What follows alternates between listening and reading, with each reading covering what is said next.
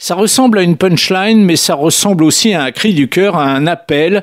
Près des 2/3 des êtres humains vivent dans une zone où la fécondité est inférieure au seuil de renouvellement des générations, soit 2,1 enfants par femme.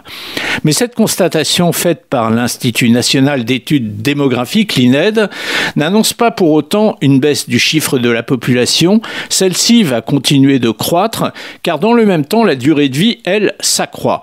Alors cette baisse de la fécondité, elle n'est pas nouvelle. On l'observe un peu partout dans le monde depuis l'an 2000. Les raisons, on les connaît. On peut en citer une qui certes n'explique pas tout, mais contribue de manière importante à cet état de fait. C'est l'accès au marché du travail de plus en plus ouvert aux femmes. Mais ce qui est nouveau dans cette étude toute récente de l'INED, c'est l'observation géographique de ce phénomène, non pas par pays, aspect économique trop prépondérant, mais par zone.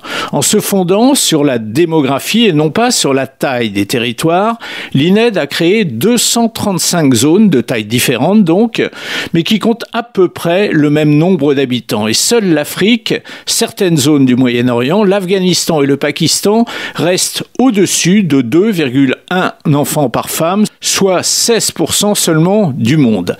La palme revient toujours à la corne de l'Afrique et l'Afrique centrale où la moyenne du nombre d'enfants par femme dépasse les 5.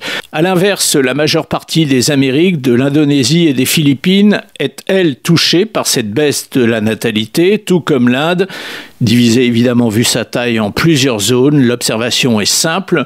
Dans les zones sud et ouest, plus riches, on est en dessous de la norme. Dans les régions plus pauvres, on est au-dessus. Un mot pour terminer sur l'Europe.